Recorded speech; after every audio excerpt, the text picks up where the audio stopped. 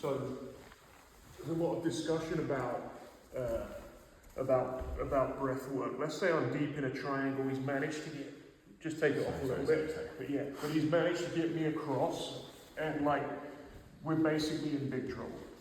So there is a time where you actually do want to hold your breath, and essentially what I'm going to do here is I'm just going to show something that's very similar to a previous video I did on the Americana. It's basically using a sprawl on a full breath.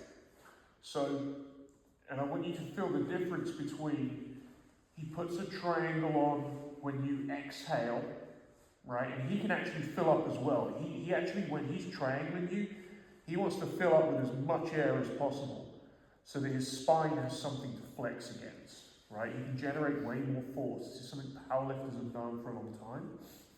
And so the first drill we're going to do is he's just going to start to triangle me, and I'm just going to exhale, go on, triangle. Now, he was a bit charitable with me, and I did get out. I am defending, but I defended with an exhale, and the more he does, like the harder he goes, the harder it's going to be on the exhale. Versus, now he puts it on, I'm going to fill up. And like you will feel the difference when you do this. And the deeper in that you go with it, the more chance I might need to tap. But I essentially want to fill up in any arm triangle, in any triangle choke. I want to fill up with air as much as possible. And I can do it in early defense as well. So if we're here and we're early and he goes to put the go on, fight for a triangle, I'll exhale.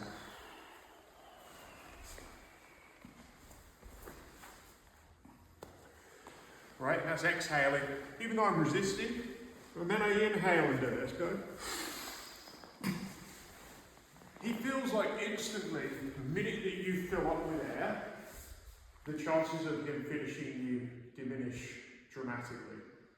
And this pretty much works in all these static positions where you're in trouble, the guy's got your back, as I said, darces, anacondas.